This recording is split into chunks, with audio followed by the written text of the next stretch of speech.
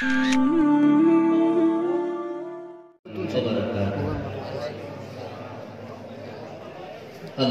لله نحمده ونستعينه ونستغفره ونعوذ بالله من شرور أنفسنا ومن سيئات أعمالنا من يهد الله فلا مضل له ومن يضلله فلا هادي له ونشهد أن لا إله إلا الله وحده لا شريك له ونشهد أن سيدنا ونبينا وشفيعنا وحبيبنا ومولانا محمد وعلى آله وأصحابه وأزواجه وذريته وأمته أجمعين. فقد قال الله تعالى في كلامه المجيد والفرقان الحميد: أعوذ بالله من الشيطان الرجيم. بسم الله الرحمن الرحيم. كنتم خير أمة أخرجت للناس تأمرون بالمعروف وتنهون عن المنكر. قال الله تعالى: إن الله وملائكته يصلون على النبي يا أيها الذين آمنوا صلوا عليه وسلموا تسليما. يا اللهم صل على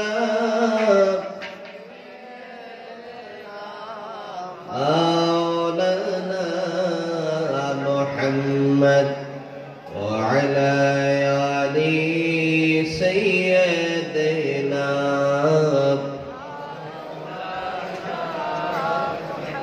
সকলে জবান খুলে প্রাণ ভরে নবীজির উপর মহব্বতের সহিত পড়ুন: আল্লাহুম্মা সাল্লি আলা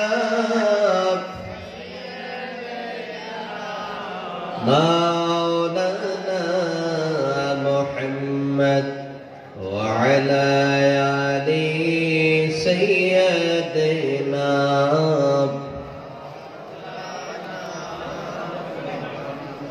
এমন দয়াল নবী মক্কার পরে জন্মিল,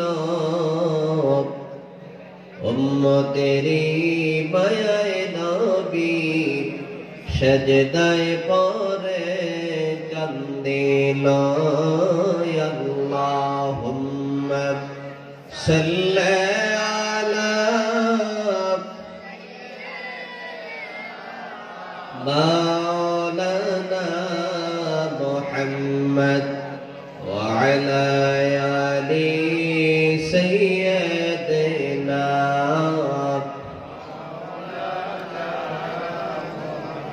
لا إله إلا الله لا إله إلا الله لا إله لا إله إلا الله لا إله ইল্লাল্লাহ লা ইলাহা ইল্লাল্লাহ লা ইলাহা ইল্লাল্লাহ লা ইলাহা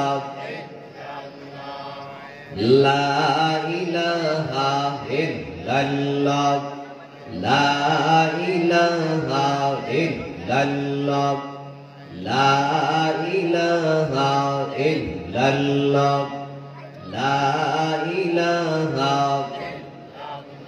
লা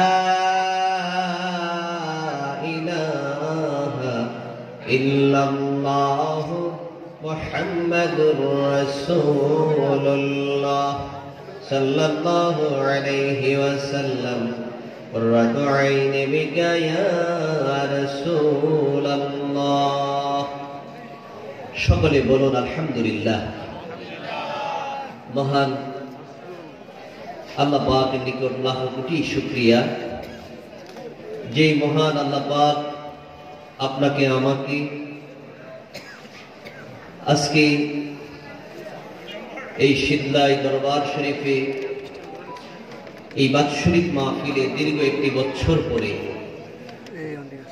এমন একটি সুন্দর পরিবেশে বেহেশতের বাগানে আসার এবং বসার মতো যে তৌফিক দান করলেন, আমরা আল্লাহ পাকের নিকট শুকরিয়া আদায় করে আরেকবার বলি আলহামদুলিল্লাহ। আল্লাহ পাক যদি আপনাকে আমাকে তৌফিক না দিতেন, সুযোগ না দিতেন, তাহলে আপনাকে আমাকে আজকের এই মাহফিলে আসা এবং বসা সম্ভব হতো না। আল্লাহ পাক যে আপনাকে আমাকে আসার মতো এবং বসার মতো যে তৌফিক দান করলেন, এটা আল্লাহ পাকের একটা খাস রহমত। আল্লাহর রহমত ছাড়া কোনো ব্যক্তি ভালো কাজ, নেক কাজ করতে পারে না। এবং বিশেষ করে আমরা এমন একটি সময়, এমন একটি মুহূর্তে আল্লাহ ওয়ালাদের বলতেছে এই বেহেশতের বাগানে বসার মতো আল্লাহ পাক যে সুযোগ করে দিলেন, তাই আল্লাহ পাকের নিকট শুকরিয়া আদায় করে আরেকবার বলি আলহামদুলিল্লাহ। আরেকবার বলি আলহামদুলিল্লাহ। এই দুনিয়ার জমিন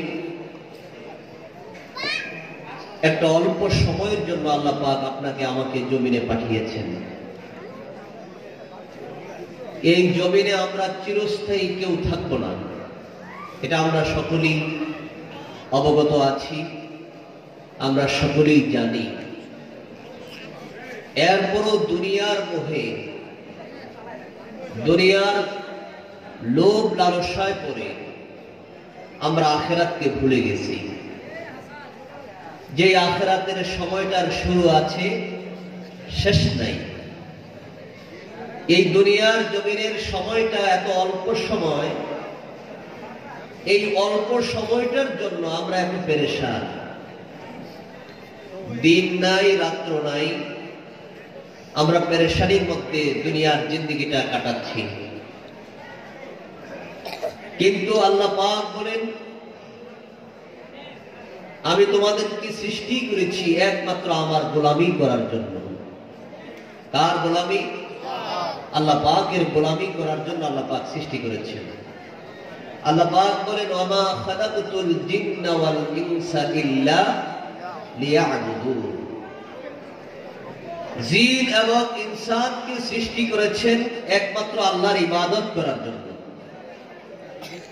কিন্তু আমরা ইবাদত থেকে দূরে সরে যাচ্ছি। আল্লাহ পাক যেগুলা করতে বলেছেন এগুলা আমাদের কাছে ভালো লাগে না, আর যেই জিনিসগুলা করতে নিষেধ করেছেন এই জিনিসগুলা আমাদের কাছে কি লাগে? ভালো লাগে। উল্টা জিনিসটাই আমাদের কাছে খুব ভালো লাগে। এই দুনিয়ার জমিনে,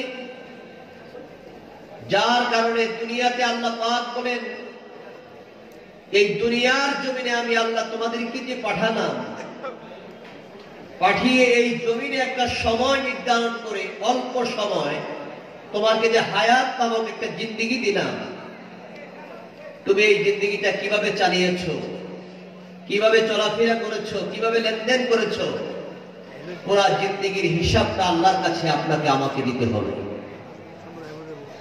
তখন ওই সময়ে এই দুনিয়ার জিন্দেগি নিয়ে যদি আমি আফসোস করি, ওই আফসোসের দ্বারা কোনো লাভ।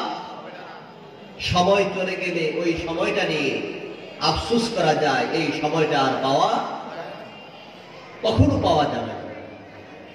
এই সময়টা থাকতেই আপনাকে আমাকে আল্লাহর পথে আল্লাহকে ডাকতে হবে। আল্লাহকে ডাকা ছাড়া আর কোনো উপায় নেই। যার কারণে আল্লাহ পাক দুনিয়ার জমিনে যুগে যুগে নবী রাসূল পাঠিয়েছেন।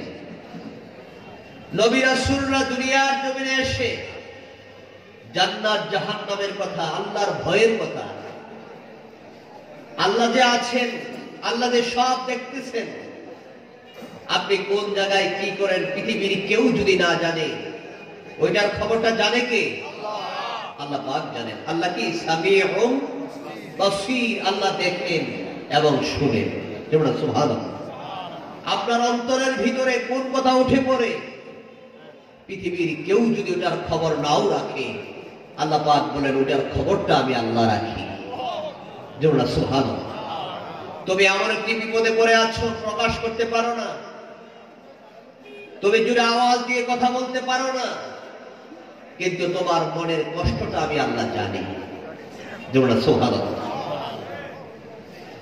এই জন্য আল্লাহ পাক বলেন, ও দুনিয়ার মানুষ, তোমার ভিতরে যদি আমার ভয় থাকে, কোরআনের ভাষায় বলছেন ইয়া আইয়ুহাল্লাযীনা আমানুত্তাকুল্লাহ, হে ঈমানদাররা তোমরা ভয় করো আল্লাহকে। কাকে ভয় করতে বলছেন? এই সকলে বলেন, কার ভয়ের কথা বলেছেন? আল্লাহর ভয়ের কথা বলেছেন। আল্লাহর ভয় যার ভিতরে থাকবে, আল্লাহর ভয় যার ভিতরে থাকবে, ওই লোকটার আমল, আখলাক, স্বভাব, চরিত্র, এটা কেউ বলা লাগবে না, অটোমেটিক তার জীবনের চরিত্রই বলে দিবে, তার ভিতরে তার আখলাকটাই বলে দিবে।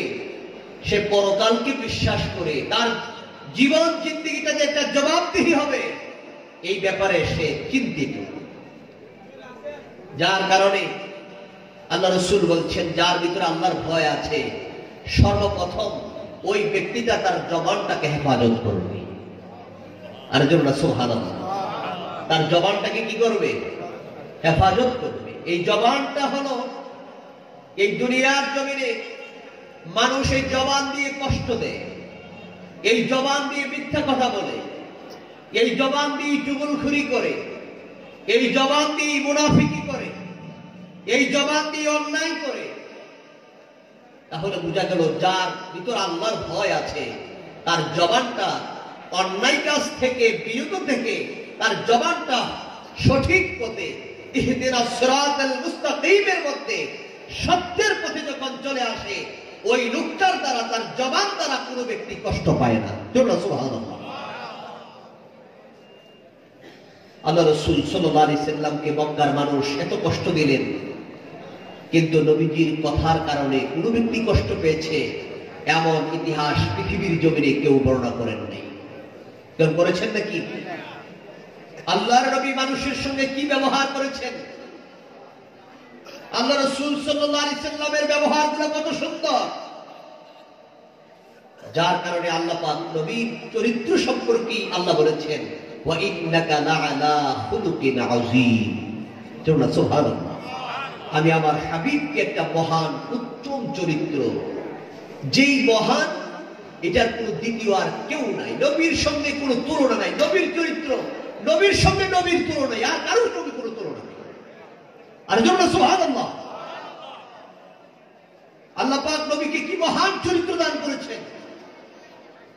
আল্লাহ রাসূল সাল্লাল্লাহু আলাইহি সাল্লাম তিনি বাচ্চার সঙ্গে কি ব্যবহার করতেন, বৃদ্ধের সঙ্গে কি ব্যবহার করতেন, সমাজের মানুষের সঙ্গে কি ব্যবহার করতেন, দেশের মানুষের সঙ্গে কি ব্যবহার করতেন, সাহাবায়ে কেরামদের সঙ্গে কি ব্যবহার করতেন, ওনার চলাফেরা, ওঠা বসা, চাল চলন, লেনদেন, প্রত্যেকটির কারণে আল্লাহ পাক বলেছেন, তুমি যদি কাউকে অনুসরণ করো, আমার হাবিব মুহাম্মদুর রাসূলুল্লাহকে তোমরা অনুসরণ করো। জোরে সুবহানাল্লাহ। আল্লাহ পাক বলছেন, লাকাদ কানা লাকুম ফি রাসূলিল্লাহি উসওয়াতুন হাসানাহ। আমার রাসূলের আদর্শের মধ্যে তোমাদের জন্য কল্যাণ রয়েছে। জোরে সুবহানাল্লাহ। যার কারণে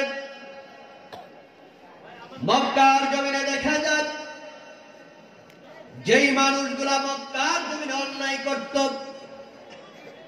যেই মানুষগুলা মক্কার জমিনে একজন আরেকজনের কল্যাণ দেখতে পারত না, জাহিলিয়াতের বর্বরতার মধ্যে আপনার নবী আমার নবী আসার পরে এই মানুষগুলার চরিত্র এত সুন্দর হয়ে গেল, এই মানুষগুলার ব্যবহার এত সুন্দর হয়ে গেল, এই মানুষগুলার চরিত্র এত সুন্দর, তাদের কথাবার্তা তাদের লেনদেন গুলো এত সুন্দর। আল্লাহর নবী ফরমান, জমিনের মধ্যে যত যুগ এসেছে এর মধ্যে শ্রেষ্ঠ যুগ হলো আমি রাসূলুল্লাহর যুগ। খায়রুল কুরুনি কারনি। জোরে সুবহানাল্লাহ। এই যুগের মানুষগুলো এত ভালো, ওই সময় যেই যুগটাকে জাহিলিয়াতের বর্বরতার যুগ বলা হতো, ওই বর্বরতা থেকে নবীজি মানুষগুলাকে এমন ভাবে তৈরি করলেন, এই মানুষগুলার ব্যবহার এত সুন্দর হয়ে গেল, তাদের আচরণ এত সুন্দর হলো, এই মানুষগুলা নিজের জন্য যা পছন্দ করে অপর ভাইয়ের জন্য সেটাই পছন্দ করে। জোরে সুবহানাল্লাহ। তাদের মধ্যে হিংসা কাজ করে না, অন্যায় কাজ করে না, জুলুম কাজ করে না, মুনাফিকি কাজ করে না। কিন্তু আমাদের মধ্যে দেখা যায়, আমরা দুনিয়ার জমিনে আমাদের আচরণে দেখা যায়, আমরা যখন কথা বলি মিথ্যা কথা বলি। কি বলি? সবাই কি কথা বলি? আমরা যখন কথা বলি মিথ্যা বলি, এমন ভাবে মিথ্যা কথা বলি যেমন মনে হয় সত্য কথা বলতেছি, কিন্তু বলতেছি কি? বলতেছি মিথ্যা। এই মিথ্যাটাকে এমন ভাবে বলি, সত্যটা যদি কেউ বলে তার সত্যটা আপনার কাছে আমার কাছে মিথ্যা মনে হয়।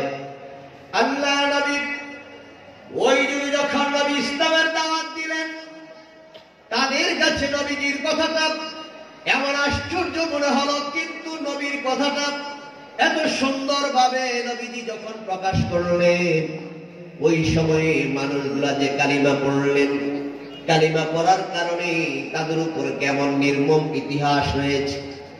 আল্লাহ নবী শুধু সাহাবায়ে কেরামদের ইতিহাস নয়, নবীজির জীবনের মধ্যে ইতিহাসের অভাব নেই। আল্লাহর নবী বলেন, মক্কার জমিনে মক্কার মানুষগুলো আমার উপরে কেমন অত্যাচার করলেন। আমি যখন নামাজ পড়ি, উটের পচা নারী বুড়ি আমার মাথার মধ্যে তারা চেপে দিত। আল্লাহ নবী বলেন, আমি গোপনে গোপনে ইসলামের দাওয়াত দিই, এরপর তারা আমার পিছনে লেগে আছে। শুধু তাই নয়, নবীকে আল্লাহর নবীকে 3টি বছর গুহার মধ্যে তারা আটকিয়ে রেখেলেন। কয় বছর? 3 বছর আটকিয়ে রাখলেন। এরপর তারা নবীর দুশমনি ছাড়ে নাই। আল্লাহ নবীর সঙ্গে এমন দুশমনি করলেন, আল্লাহ পাক হুকুম করলেন, নবী গো, আপনার আর মক্কার জমিনে থাকার প্রয়োজন নাই, আপনি হিজরত করে মদিনায় চলে আসেন। জোরে সুবহানাল্লাহ। আল্লাহ নবী যখন মদিনার দিকে রওনা করলেন, নবীর হুজরার চতুর্দিকে কাফেররা দাঁড়িয়ে আছে।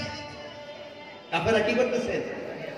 চতুর্দিকে কাফেররা দাঁড়িয়ে আছে।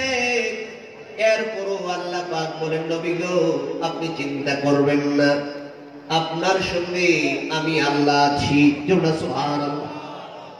লা তাহজান ইন্নাল্লাহা মা'ানা। ও হাবিব, আপনি ভয় পাবেন না, আপনি চিন্তিত হবেন না, আপনার সঙ্গে আমি আল্লাহ আছি। জোরে সুবহানাল্লাহ। আল্লাহ পাক নবীকে এত ভালোবাসেন, আল্লাহ পাক নবীকে এত ভালোবাসেন, এত মায়া করেন।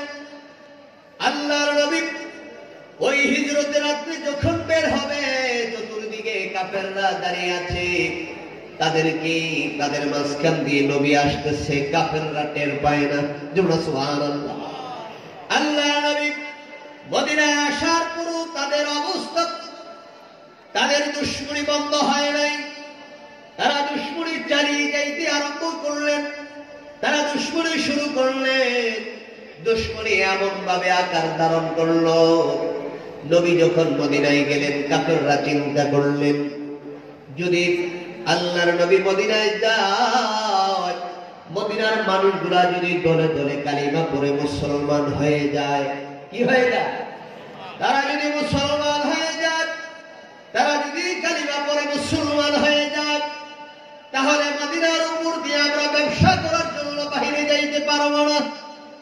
এই চিন্তা করে কাফেররা সংঘবদ্ধ হয়ে আল্লাহর নবীর বিরুদ্ধে যুদ্ধ করার জন্য বদরের ময়দানে গেলেন।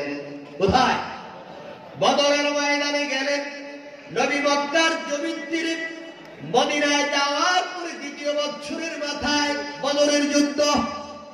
ওই বদরের ময়দানে নবী যাওয়ার পরে আল্লাহর নবী অল্প সংখ্যক সাহাবা নিয়ে, আনসার মুহাজির সাহাবা নিয়ে নবীজি যাচ্ছেন বদরের ময়দানে। তাদের কাছে যুদ্ধ করার মতো যুদ্ধের সামগ্রী নাই। কাফেররা অস্ত্র শস্ত্র নিয়ে বদরের ময়দানে চলে আসলো। আল্লাহ নবী বদরের ময়দানে যায়। বদরের ময়দানে গিয়ে আল্লাহর দরবারে দুইখানা হাত উঠাই আল্লাহর কাছে দোয়া করতে আরম্ভ করলেন। সুবহানাল্লাহ। দোয়া হলো ইবাদতের মূল, আর দোয়া মুখুল ইবাদাহ। সুবহানাল্লাহ। এটা দোয়া করা লাগবে কি না? দোয়া নেক দোয়া, পিতামাতার দোয়া, পিতামাতার দোয়া নেক দোয়া যদি থাকে, আল্লাহ মাহবুব বান্দাদের নেক দোয়া যদি থাকে, আল্লাহ রাসূল সাল্লাল্লাহু আলাইহি সাল্লামের নেক দোয়ার কারণে সাহাবায়ে কেরামদের আমলের মধ্যে পরিবর্তন হয়ে গেছে। সুবহানাল্লাহ। আবু হুরায়রার জীবনের মধ্যে আছে, নবীজি দোয়া করেছেন, আবু হুরায়রার মা কালিমা পড়ে মুসলমান হয়ে গেছে। সুবহানাল্লাহ। দোয়ার এমন বরকত, দোয়ার কারণে মানুষের তাকদীর পর্যন্ত পরিবর্তন হয়ে যায়। আল্লাহর নবী বদরের ময়দানে 313 জন সাহাবা নিয়ে যাবেন, দোয়া আরম্ভ করলেন। আল্লাহ পাক দোয়াটা কবুল করলেন। সুবহানাল্লাহ। কোরআনের ভাষায় আল্লাহ পাক বলেন, ওয়া কানা হাক্কান আলাইনা নাসরুল মুমিনিন। সুবহানাল্লাহ। আল্লাহ পাক বলেন, তুমি যদি মুমিন হও, তুমি যদি মুত্তাকিন হও, তুমি যদি পরেজগার হও, তুমি যদি মুমিন হও, তোমাকে সাহায্য করা আমি আল্লাহর জন্য হক হয়ে যায়। তোমাকে সাহায্য করা আমি আল্লাহর জন্য হক হয়ে যায়। বান্দা তুমি যদি মুমিন হও, তুমি যদি মুত্তাকিন হতে পারো, পরেজগার হতে পারো, কিন্তু আমরা তো পরেজগার হতে পারি নাই, আমরা তো পরেজগার হতে পারে নাই, মুত্তাকিন হতে পারে নাই। আল্লাহ পাক যা করতে বলেছেন আমরা এগুলা করতে পারি না। কেউ পারি নাকি? আল্লাহ বলছেন তোমরা হালাল ভাবে চলো, হালাল ব্যবসা করো। কোরআনে আল্লাহ পাক বলছেন, আহাল্লাল্লাহুল বাইআ ওয়া হাররামার রিবা। আল্লাহ পাক বলছেন তোমরা ব্যবসা করো, ব্যবসাকে আমি হালাল করেছি। কিন্তু সুদকে করেছেন কি? সবাই কারণ সুদকে কি করেছেন? এখন ব্যবসাকে করেছেন হালাল, সুদকে করেছেন হারাম। এখন ব্যবসা বাদ দিয়ে এখন মানুষ কি ব্যবসার মধ্যে বেশি না সুদের মধ্যে বেশি? তাহলে আল্লাহ পাক যেগুলো করতে বলেছেন আমরা এগুলার মধ্যে নাই, যেগুলো করতে নিষেধ করেছেন এগুলা করতে আমাদের কাছে কি লাগে? খুব স্বাদ লাগে, খুব ভালো লাগে। কেন আমাদের পিছনে লেগে আছে কে? শয়তান। কে লেগে আছে? কেন আল্লাহ পাক বলছেন, ইন্না শাইতানা লিল ইনসানি আদুউম মুবিন। তোমাদের স্পষ্ট শত্রু হলো শয়তান। শয়তান আপনার আমার পিছনে লেগেই আছে। শয়তান চায় না আপনি ভালো কাজ করেন, শয়তান চায় না আপনি ভালোর পথে চলেন, শয়তান চায় না আপনি হকের মধ্যে চলেন, শয়তান চায় না আল্লাহওয়ালাদের মজলিসে গিয়ে বসেন। তারা সব সময় শয়তান আপনাকে আমাকে সব সময় অন্যায়ের মধ্যে থাকার জন্য, অন্যায়ের পথে চলার জন্য আপনার পিছনে আমার পিছনে লেগেই আছে। কি লেগে আছে কিনা? কিন্তু এরপরও আল্লাহ পাক বলেন, ইমানদার মুমিন বান্দা যারা, তাদেরকে শয়তান ধোঁকা দিয়ে ধরে রাখতে পারে? এবার ধরে রাখতে পারে? সবাই পারে নাকি? সকলকে কি ধোঁকা দিতে পারে? সকলকেই ধোঁকা দিতে পারে না। আল্লাহ পাকের কাছে শয়তান যে ওয়াদা করেছে, ও আল্লাহর শপথ দিয়ে বলেছে আমি দেখবো আদম সন্তান কিভাবে জান্নাতে যায়। আর আল্লাহ পাকও বলেছেন আমার এই বান্দাগুলা আমার পথে যদি চলে, ও শয়তান শুনে রাখ, আমার ইজ্জতের কসম খেয়ে আমিও বললাম তুমি শয়তান ধোঁকা দিয়ে আমার বান্দাগুলাকে জাহান্নামে নিতে পারবে না। কেননা এই বান্দাগুলো যদি আমার কাছে ফিরে আসে, তওবা করে, মাগফিরাত কামনা করতে দেরি হবে, আমি আল্লাহ তাদেরকে ক্ষমা করতে দেরি করব না। ক্ষমা করার মালিক কে? আল্লাহ পাক বলেন ও বান্দা তুমি নিরাশ হয়ো না, লা তাকনাতু মির রাহমাতিল্লাহ, আমার রহমত থেকে নিরাশ হয়ো না। ইন্নাল্লাহা ইয়াগফিরু যুনুবা জামিআ। সুবহানাল্লাহ। আল্লাহ পাক আপনাকে আমাকে এত ভালোবাসেন, এত মায়া করেন। আল্লাহ পাক বলেন তোমাকে, ও দুনিয়ার মানুষ তুমি চিন্তা করো, দুনিয়ার জমিনে তুমি যদি কেউ কাউকে যদি একটু উপকার করো, এই দুনিয়ার সিস্টেম মতো একজন আরেকজন একটু উপকার করলে আমরা তার কাছ থেকে একটা ভালো আশা করি। কি আশা করি? সব সময় যে আমি তাকে বিপদের সময় উপকার করেছি, বালা মুসিবতের সময় উপকার করেছি, অসুস্থ অবস্থায় টাকা পয়সা দিয়েছি, এখন এই লোকটার কাছ থেকে সবসময় আপনি একটা ভালো ব্যবহারের আশা করেন। একটু উপকার দিয়ে, একটু সামান্য উপকার দিয়ে ভালো আশার চিন্তা করেন। কোন কারণে যদি সে আপনার কথা না শুনে, আপনার কথা মতো যদি আপনি ডাক দিলে যদি আপনাটাকে সাড়া না দেয়, তখন আপনি তার বিরুদ্ধে লেগে যান, আপনি তার বিপক্ষে চলে যান। আপনি যতটুকু উপকার করেছেন এর চাইতে আরো বেশি ক্ষতির চিন্তা করেন। কিন্তু আল্লাহ পাক বলেন ও দুনিয়ার মানুষ তুমি একটু চিন্তা করো, তোমাকে আমি আল্লাহ পাক জমিনে তোমার পুরো বডির দিকে, তোমার নিজের দিকে তুমি তাকাও, তুমি নিজেকে আগে চিনো, তোমাকে আমি আল্লাহ কোন অবস্থা থেকে আমি আল্লাহ তোমাকে বানালাম। এখন তোমাকে একটা বডি দিলাম, তোমার হাত দিলাম, পা দিলাম, নাসিকা দিলাম, জিহ্বা দিলাম, অঙ্গ প্রত্যঙ্গগুলো আমি তোমাকে দিলাম। এগুলা দিয়ে একটু খেয়াল করে দেখো তো, দুনিয়ার জমিনে এমনও কিছু মানুষ আছে যার চক্ষু নাই, যার হাত নাই, যার পা নাই, যে লোকটা চলতে পারে না, অসুস্থ অবস্থায় বিছানায় পড়ে আছে। এই মানুষগুলা নিয়ে একটু চিন্তা করে দেখো, লক্ষ টাকার মালিক হতে পারবে, কোটি টাকার মালিক হতে পারবে, কিন্তু তার চক্ষু কেউ ফিরিয়ে দিতে পারবে না, হাত দিতে পারবে না, পা দিতে পারবে না।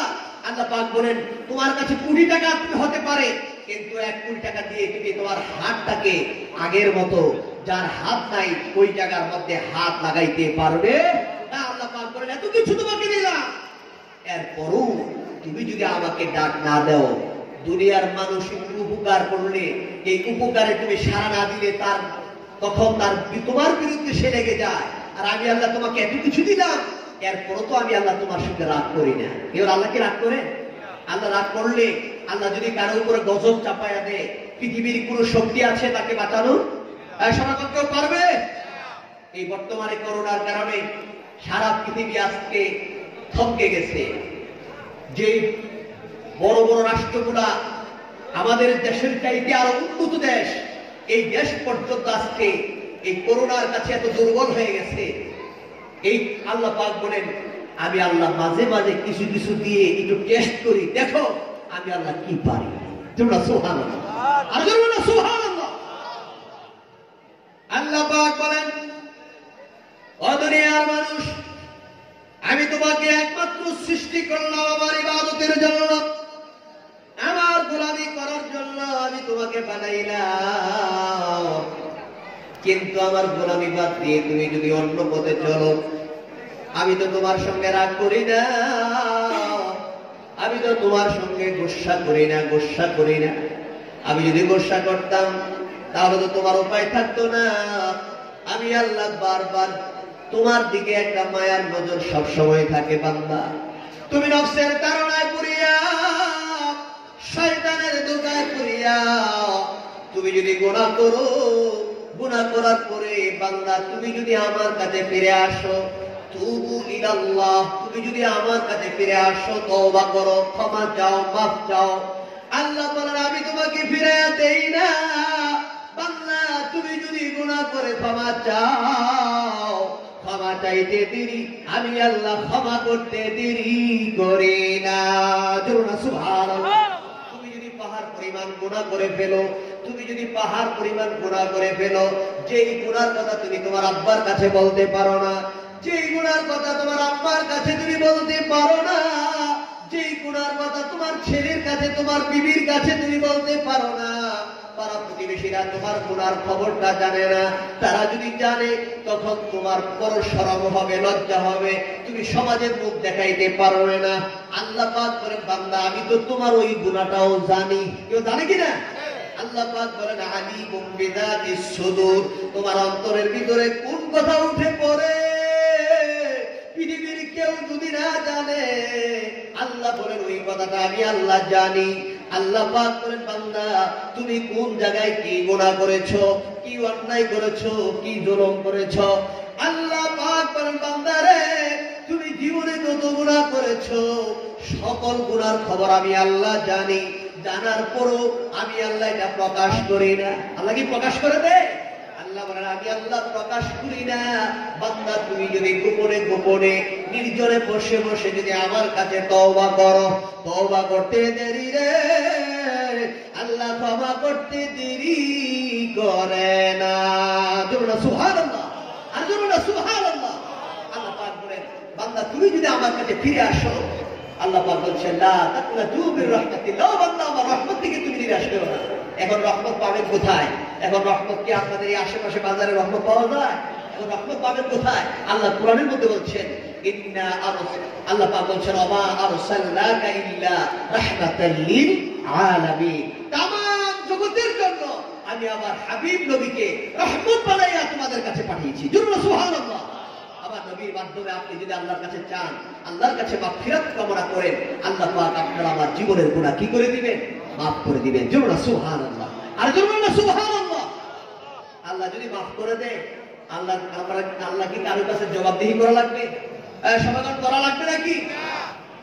কিন্তু দুনিয়ার জমিনে মেল মিটিং হলে, বিচার আচার হলে কেউ যদি একজন চোরের পক্ষ অবলম্বন করে যদি বলে যে চোরটাকে ক্ষমা করে দেন, তখন আর বাকি যারা আছে সবার ভিতরে একটা সন্দেহ ঢুকে বড় হয় ওনার পকেটে কিছু করছে।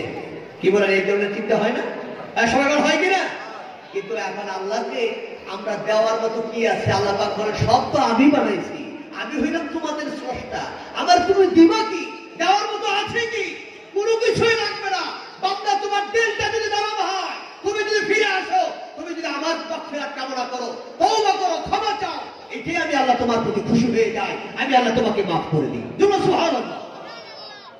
যেমন মুসা কালিমুল্লাহর সময় বৃষ্টি বন্ধ হয়ে গেছে, মুসা কালিমুল্লাহকে বললেন ও মুসা তুমি আল্লাহর কাছে দোয়া করো।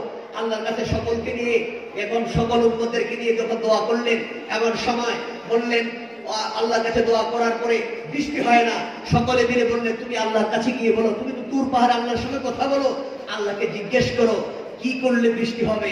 এখন আল্লাহ পাক বললেন তোমরা সকলে মিলে আমার কাছে দোয়া করো, আমি দোয়া কবুল করব, দোয়া কবুল করে বৃষ্টি দেব। এখন যাওয়ার পরে সকলে মিলে দোয়া করলেন, বৃষ্টিও হয় না, দোয়া কবুলও হয় না। এই এমন সময় তারা সকলে মিলে বললেন ও মুসা তোমার কথা বলতো আমরা দোয়া করলাম, দোয়া তো কবুল হয় নাই, তুমি আবার যাও। মুসা কালিমুল্লাহ আবার গেলেন, যাওয়ার পরে বললেন আল্লাহর কাছে যখন ডাক দিলেন আল্লাহ তোমার কথা বলতো আমরা দোয়া করলাম, কবুল তো হলো না, বৃষ্টি তো হলো না, তো এই মজলিসের মধ্যে একটা গুনাহগার বান্দা আছে, এই বান্দাটা যদি বের হয়ে যায় তাহলে দোয়াটা কবুল করে নেব। এমন সময় মনে করেন ওই মজলিসে গিয়ে আমরা যে এখানে একটা মজলিসে আছি, এখন যদি বলা হয় সকলের দোয়া কবুল করা হবে, এই মজলিসের মধ্যে একজন গুনাহগার বান্দা আছে যার কারণে তার দোয়াটা, যার কারণে আমাদের সকলের দোয়া বন্ধ হয়ে আছে, এই লোকটা যদি বের হয়ে যায় আমাদের সকলের দোয়া কবুল হয়ে যাবে। এই কথাটা বলা মাত্র যে গুনাহগার সে তো জানে, পৃথিবীর কেউ যদি না জানে যে গুনাহগার সে জানে তো, সবাই সে জানে কিনা?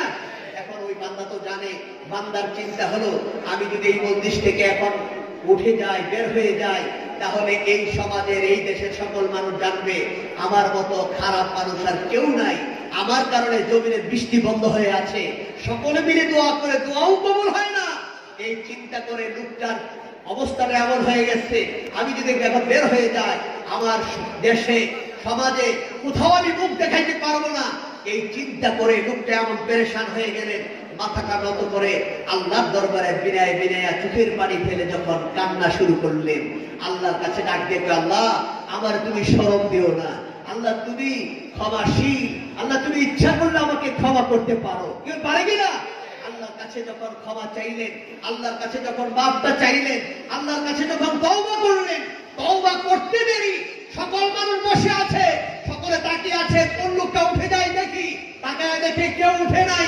এমন সময় দেখে আকাশ থেকে গর্জন দিয়ে জমিনের মধ্যে বৃষ্টি শুরু হয়ে গেছে। সুবহানাল্লাহ।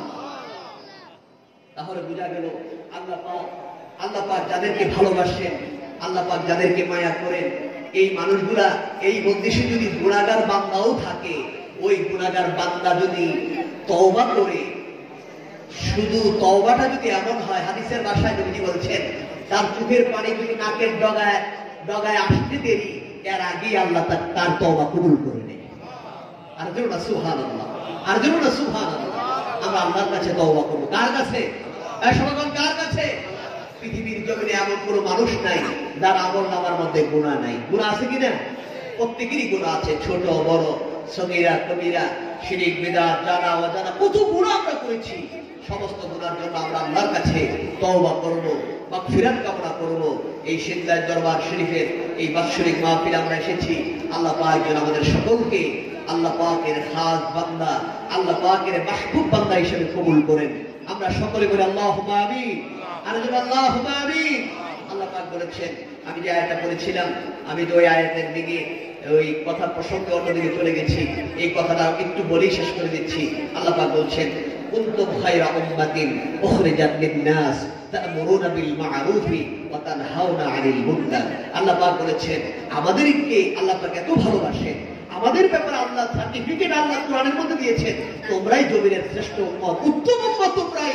এই জমিনের মধ্যে তোমরাই শ্রেষ্ঠ জাতি, তোমরাই ভালো, তোমরাই ভালো, তোমরাই ভালো। আমাদের কথা কে বলছেন? আল্লাহ বলেছেন, আমরাই শ্রেষ্ঠ, আমরাই শ্রেষ্ঠ উম্মত, আমরাই উত্তম উম্মত। এই তাদের ব্যাপারে আল্লাহ পাক বলছেন, খায়রা উম্মাতিন উখরিজাত লিন-নাস তা'মুরুনা বিল মা'রুফি ওয়া তানহাউনা 'আনিল মুনকার। যারা মানুষের কল্যাণের জন্য বের হয়ে ভালোর পথে মানুষকে ডাকবে, ভালোর আদেশ দিবে, খারাপ কাজ থেকে ফিরিয়ে রাখবে, এই কাজগুলো যারা করবে তারা জমিনের মধ্যে সবচেয়ে দামি। এবং আল্লাহ পাক অন্য আয়াতে বলেছেন, আমান আহসানু কাওলাম মিম্মান দাআ ইলাল্লাহ। তারাই শ্রেষ্ঠ যারা মানুষকে আল্লাহর পথে ডাকে। হক্কানি আল্লাহর ওলি যারা, তারা মানুষকে আল্লাহর পথে ডাকে, আল্লাহর পথে ডেকে খারাপ মানুষগুলোকে ভালো মানুষে পরিণত করে আল্লাহর ওলি বানায় দেয়। জোরে বলো সুবহানাল্লাহ।